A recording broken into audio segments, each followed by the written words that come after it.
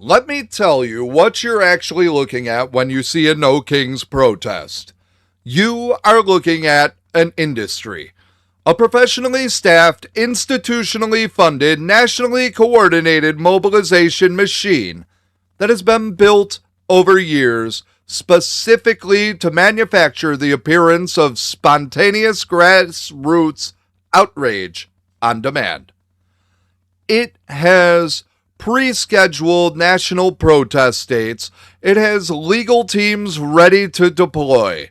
It has communications infrastructure, digital organizing tools, volunteer training programs, and they had a flagship event on March 28th of 2026, a date that was on the calendar before most Americans had even heard of the incident it claims to be responding to. It has 200 partner organizations, including the ACLU, Planned Parenthood, the Democratic Socialists of America, the American Federation of Teachers, Move On, and the Human Rights Campaign. And it has George Soros, whose Open Society Foundations gave the primary organizer, an outfit called Indivisible, $7.6 million in grants between 2017 and 2023, including $3 million in grants in 2023, specifically to support what the foundation's own records describe as civic engagement infrastructure and data tools. They want you to think it's organic. They want you to think it's spontaneous. They want you to believe that the same protest movement that mobilized on June 14th, October 18th, and is scheduled again, and again, and again, and again, is a genuine independent uprising of concerned citizens who just happen to show up with identical messaging, professional legal support, coordinated national communications, and standardized safety briefings in 2,700 locations simultaneously. They want you to believe that the Los Angeles riots, where protesters threw fireworks and rocks at federal officers, looted businesses, blocked freeways, and forced the deployment of 4,000 National Guard troops and 700 Marines at a cost of $134 million taxpayer dollars, were an organic community response to injustice rather than the predictable product of years of deliberate radicalization and professional mobilization infrastructure. They are counting on most people being too busy, too tired, and too distracted to connect the dots. Today, I'm going to connect them. I follow the money, examine the violence, document the ideology, map out the endgame, and ask the question the corporate media will not ask. Who is running this permanent revolution? Why? And what do they actually want America to look like when they're done? Courage, compassion, faith, freedom, truth.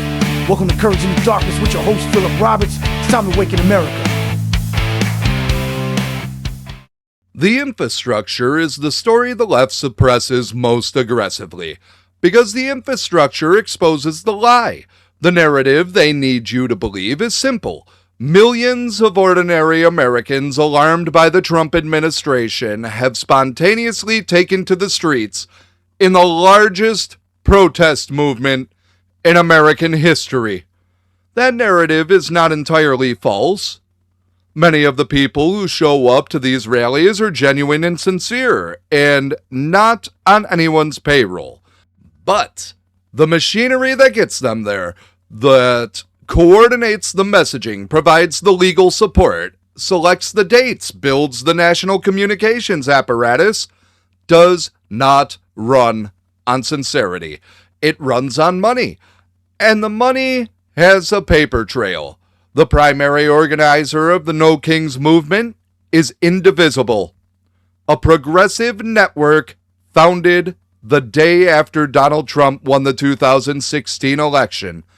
According to IRS Form 990 filings, Indivisible reported $12.6 million in revenue for fiscal year 2023 alone. George Soros's Open Society Foundations contributed $7.6 million to Indivisible between 2017 and 2023.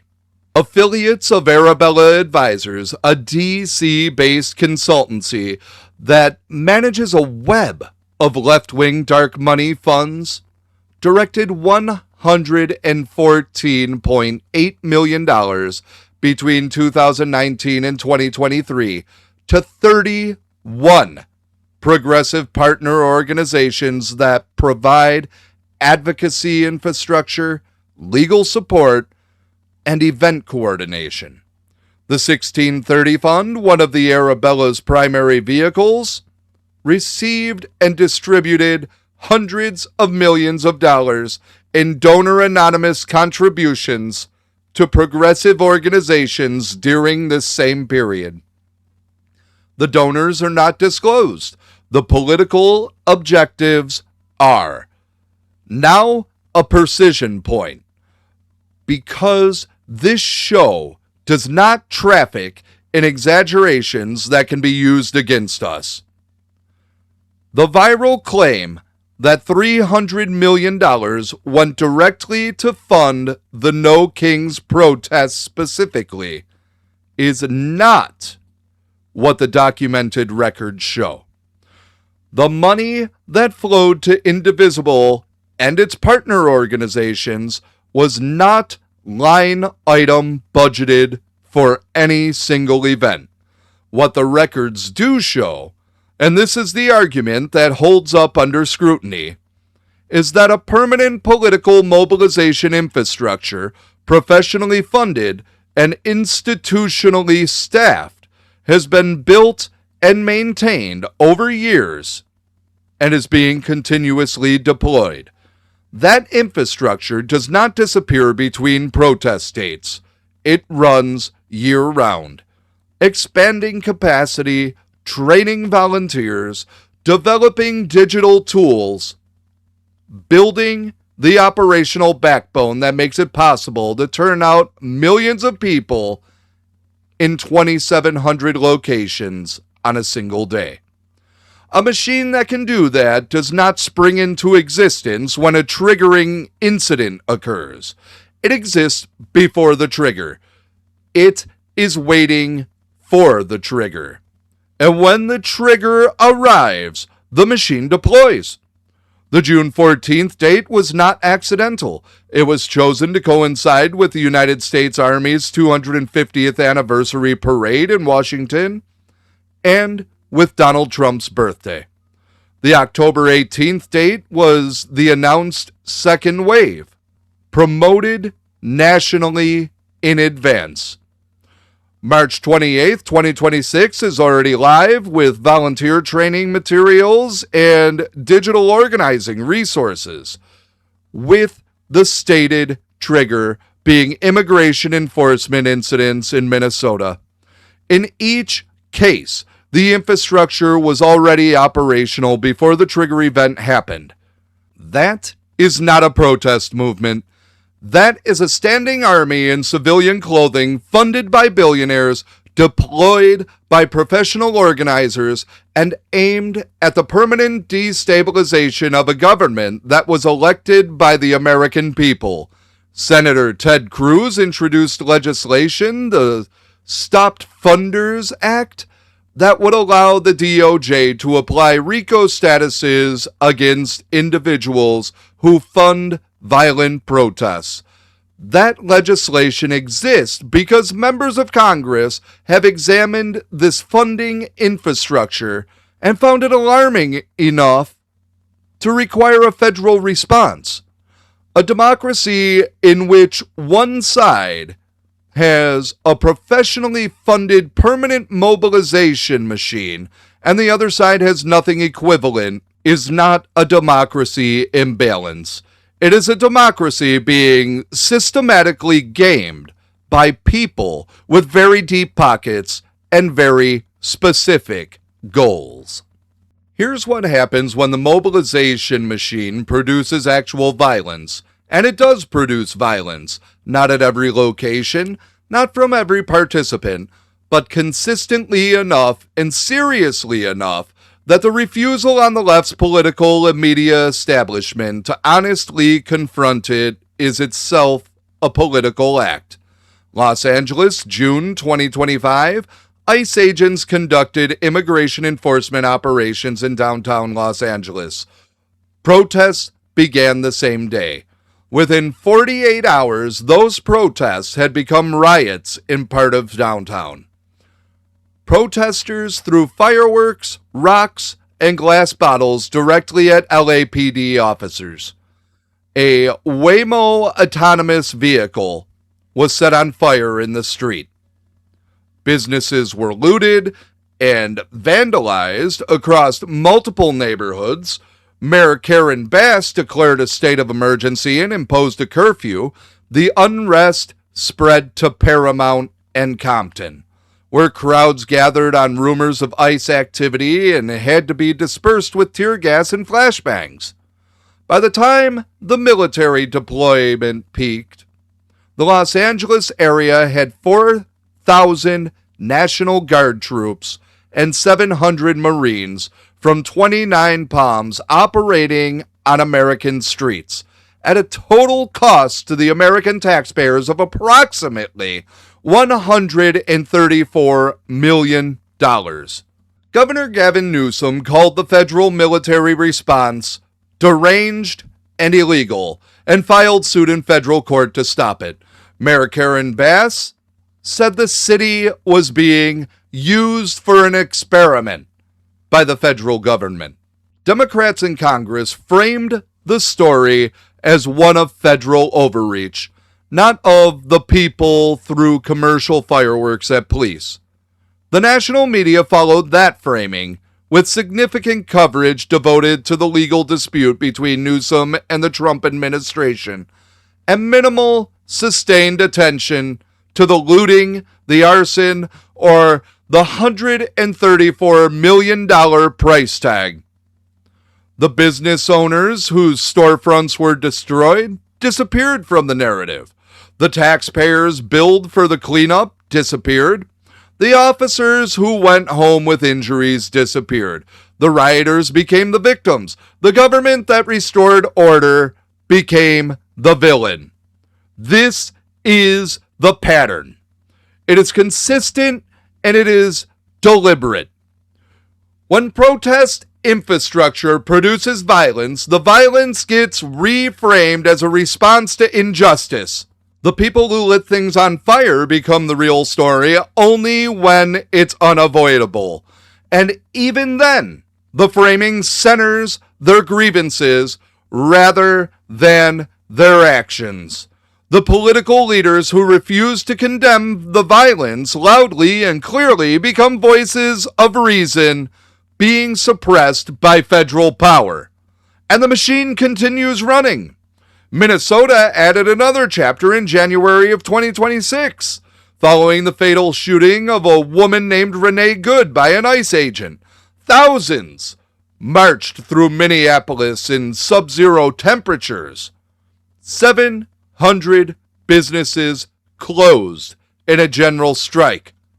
A week later, following another immigration enforcement death, a broader national shutdown and economic blackout was called by university labor unions.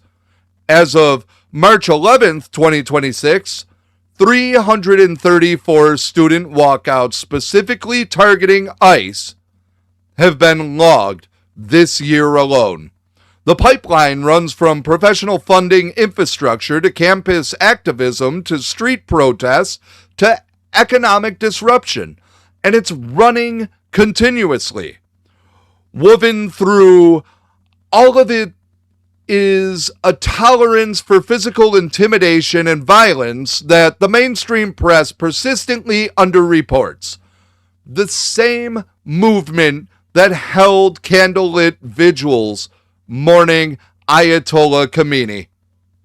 The supreme leader of a regime that executed gay men, sponsored terrorism for 47 years, and chanted death to America as official state policy since 1979, celebrates when members of Trump's administration face personal threats.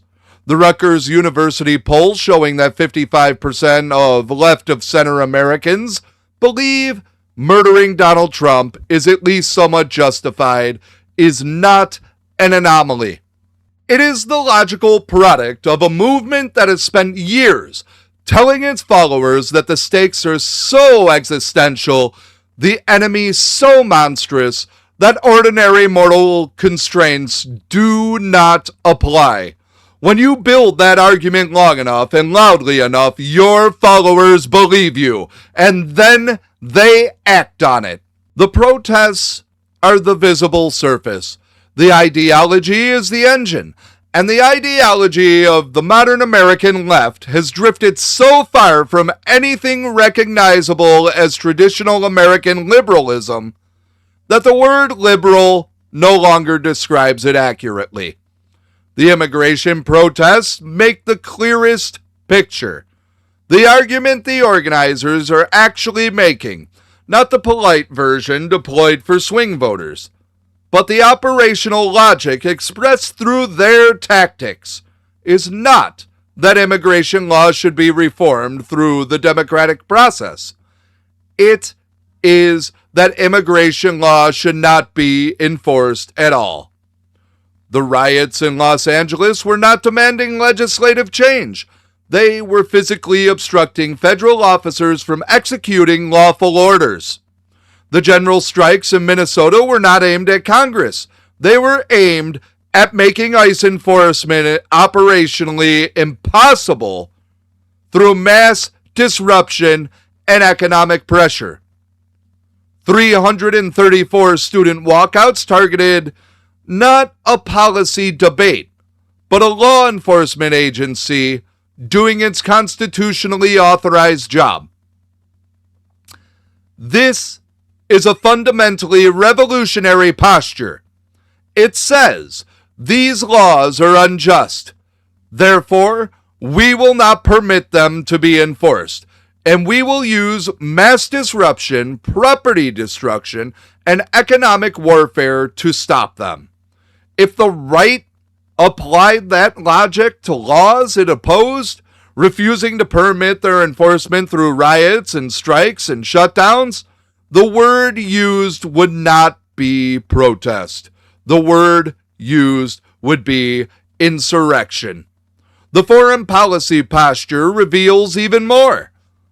When American and Israeli forces killed Ayatollah Khomeini, groups in New York City held vigils for him.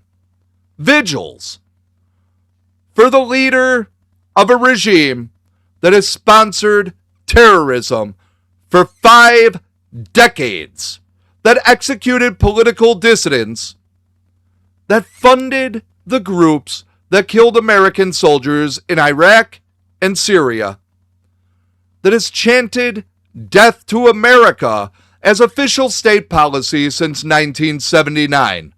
Protests labeled the Iran strikes an illegal act of war. Demonstrations demanded reduced military support for Ukraine. Rallies condemned the capture of Venezuelan dictator Nicolas Maduro as imperialist regime change. At every single foreign policy inflection point since January 2025, the organized left has positioned itself in opposition to American national interests and in sympathy with America's adversaries. This is not the foreign policy of a loyal political opposition with different strategic priorities.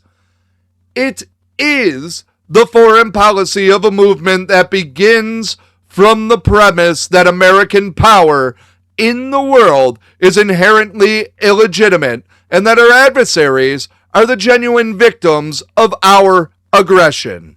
Underneath all of the specific positions is the everything is Trump's fault arrangement that functions as the movement's theological glue. Since January 20th, 2025, the left has attributed to the Trump administration responsibility for a list of developments so vast and so disconnected from rational political analysis that it constitutes a collective break from ordinary cause and effect thinking. Gas prices, the behavior of foreign governments, the emotional distress of their children, the ideology of radical terrorists, climate events, every institutional failure at every level of government. The reflex is automatic and total. Whatever is wrong, Trump did it. Trump caused it. Trump is responsible. This is not political analysis. It's persecution narrative functioning as a substitute religion. And it does what all persecution narratives do.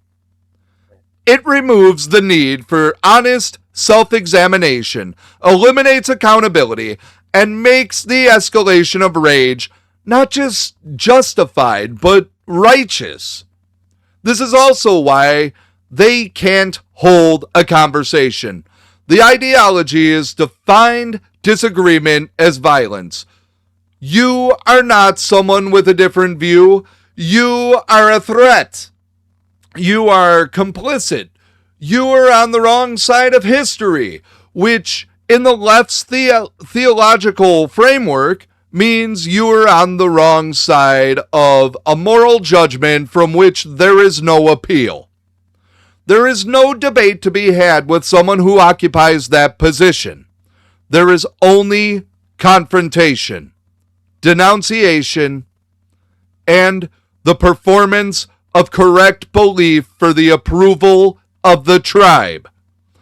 Every week brings a new radical ideological position, a new approved grievance, a new enemy to denounce. Not because the left is genuinely discovering new injustices at this pace, but because the machine requires constant activation. Rage without a fresh target goes cold, and cold rage does not generate donations, volunteer hours, or protest attendance. So the machine produces a new outrage on schedule every week like clockwork. Here's the question that cuts through everything else. If this movement got everything it wanted, if the permanent revolution succeeded, if the resistance won, if the machine achieved its goals, what would America actually look like? The answer is not hidden. They tell you. You just have to listen past the talking points and look at the actual policy agenda being advanced by the people who fund and run this infrastructure. On immigration, the end game is the functional elimination of national borders as an enforceable legal construct, not reform, not a pathway to citizenship with conditions attached. The operational goal, expressed through the tactics of the movement, is a country in which the federal government cannot determine who enters, cannot remove those who enter illegally, and cannot even collect the data necessary to enforce its own laws. The Green Light Law in New York, which prohibiting the DMV from sharing records with ICE, costing ICE access to data it had used to arrest 149 child predators and rescue 105 trafficking victims in a single year, is not an outlier. It is the template. The end game is a country where the distinction between citizen and non-citizen has no legal or practical meaning, where national sovereignty is treated as a form of bigotry, and where any attempt to enforce the border is met with riots, strikes, and federal lawsuits filed by governors who are more loyal to the protest machine than to the Constitution they swore to uphold. On the economy, the agenda being advanced by the progressive infrastructure is not the mid-20th century liberal project of regulated capitalism with a robust safety net.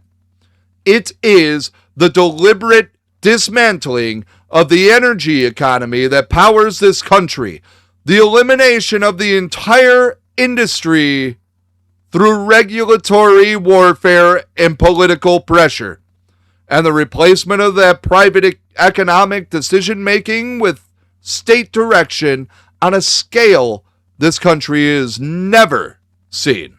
They call it the Green New Deal. They call it a just transition.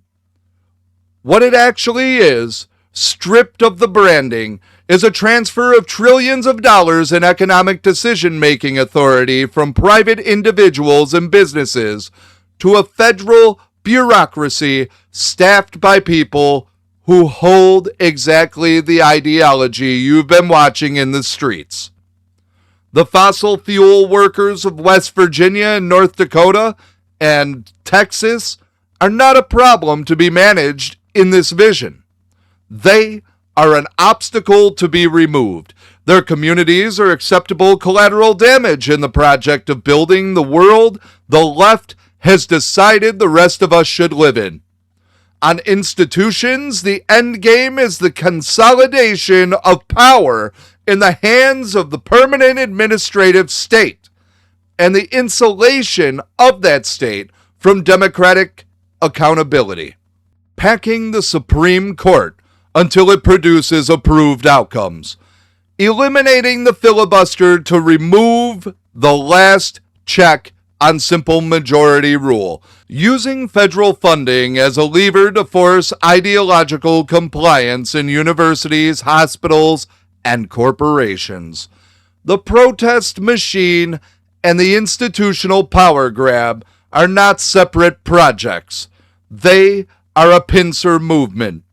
The streets generate pressure, the institutions absorb power.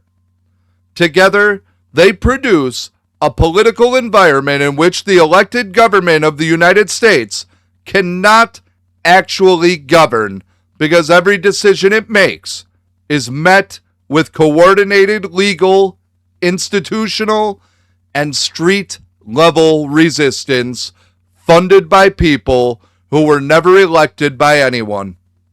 On culture, the end game is the completion of the project you can already see in every university, every corporate diversity department, and every public school that has adopted the new orthodoxy. A culture in which biological sex is a social construct with no legal or institutional meaning, in which the traditional family is one lifestyle choice among many with no privileged status in law or culture, in which the Christian faith, and specifically the Christian moral framework that shaped Western civilization, is reclassified as a form of bigotry that must be driven from public life, in which the history of the United States is taught primarily as a story of oppression, in which gratitude for what this country has built and achieved is treated as either naivety or complicity, and in which the only acceptable posture toward American civilization is one of the perpetual critique and demanded transformation. That is the end game. Not a better America, a different one. One built on different premises, organized around different values, governed by different people. The people who are funding the machine and running the infrastructure and scheduling the protest dates and training the volunteers. They are not hiding it. They are telling you. You just have to be willing to hear it. Step back from the funding, the riots, the ideology, and the endgame for a moment, and look at what is actually powering all of it. because the protest industrial complex is not ultimately a political phenomenon. It's a spiritual one, and until you understand it that way, you're going to keep being surprised by its persistence, its intensity, and its immunity to rational argument. Human beings are built for meaning. We are built for community, for a shared story about who we are and what we're fighting for, and what is worth sacrificing for. For most of human history, that need was met by religious faith, imperfectly, corruptly at times, but structurally.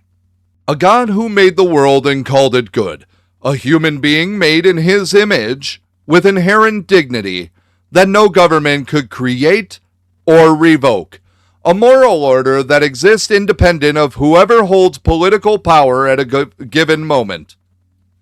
The modern left has spent decades systematically dismantling that framework in every institution it controls, universities, media, entertainment, corporate culture, and they've been replacing it with nothing durable. What fills the vacuum is exactly what you see in the streets. A movement with saints, the approved victims whose suffering must be ritualized and commemorated. A movement with heretics, anyone who questions the orthodoxy on race, gender, climate, immigration, or any other sacred categories. A movement with its own eschatology. The climate apocalypse, the rise of fascism, the permanent emergency always 2 minutes away from arriving. That functions exactly like religious end times theology and produces exactly the same moral license. When you believe civilization is always on the verge of collapse and the enemy is literally Hitler and the stakes are literally the survival of democracy, ordinary moral constraints feel not just obsolete, but dangerous. You cannot debate a Nazi. You can only stop him. That is the internal logic. That is why they cannot hold a conversation. That is why 55% of them told the Rutgers researcher that murdering the president is at least somewhat justified. The theology demands it. A religion with no grace and no redemption does not produce peace. It produces the permanent revolutionary whose identity is so thoroughly defined by oppression that he cannot exist without an enemy. The protest machine needs that person. It funds and trains and deploys that person. And then it calls what that person does democracy. But it's not democracy. It's the oldest story in the book. The story of what happens to human beings and human societies when the worship of God is replaced by the worship of an ideology. Every time that substitution has been made in history at scale, the results have been catastrophic. The ideology consumes its own. The revolution eats its children. The machine that promised liberation becomes the instrument of a new and more total oppression. The Christian answer to this is not a counter-protest movement. It's not a conservative version of the same mobilization machine. It's the patient, persistent, generational work of building families, communities, institutions, and cultures grounded in what is actually true. Schools that teach the full story of this country, its failures honestly acknowledged, and its extraordinary achievements genuinely celebrated. Churches that hold fast to what they believe without apology and without the desperation of institutions that have decided relevance matters more than truth. A politics grounded in the understanding that human beings are fallen, that power corrupts, that every institution requires checks, and that no ideology, not even one you agree with, should be trusted with unchecked authority over the lives of other people. That is the vision. Not a burning down, a building up. And it's available to everyone who is willing to do the work. Refuse the silence, speak what you see, name what the machine is, and then build something that lasts longer than the next scheduled protest date. Here is the complete picture. The American left has built a protest industrial complex. It's professionally funded. Indivisible alone reported $12.6 million in revenue in 2023, backed by George Soros's Open Society Foundations and dark money networks rooted through the Arabella Advisors affiliates. It's institutionally staffed, legally supported, and digitally organized. The protest dates are pre-scheduled. The messaging is standardized. The next mobilization is already live with training materials and organizing resources ready to deploy. This is not grassroots. This is infrastructure. This is a standing army in civilian clothing aimed at the permanent destabilization of an elected government. When that infrastructure produces violence, as it did in Los Angeles, where 4,000 National Guard troops and 700 Marines were deployed at the cost of $134 million, the Democrat political establishment reframes the story as federal overreach, and the media follows the framing. The victims disappear. The rioters become the story. The machine keeps running. 334 student walkouts targeting ICE have been logged in 2026 alone. Vigils have been held for the supreme leader of the world's leading state sponsor of terrorism.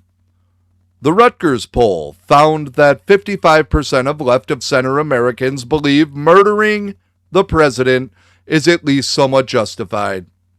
And at every foreign policy inflection point, the organized left positions itself against American national interests and in favor of America's adversaries. The end game is not a better America. It's a different one. Open borders, dismantled energy economy, captured institutions insulated from democratic accountability, and a culture from which the Christian moral framework has been systematically expelled. They're not hiding it. The machine is built to achieve it. And the only thing standing between that vision and its execution is an informed, engaged, vocal citizenry that refuses to be silenced or distracted or exhausted into compliance. That is what this show is here to build. One episode, one conversation, one truth told out loud at a time. Before we go, I need to ask for your support.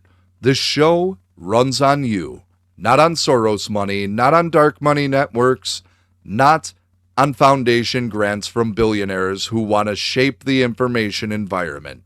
Just you, the listener, who understands that independent media willing to name what it sees is worth fighting for.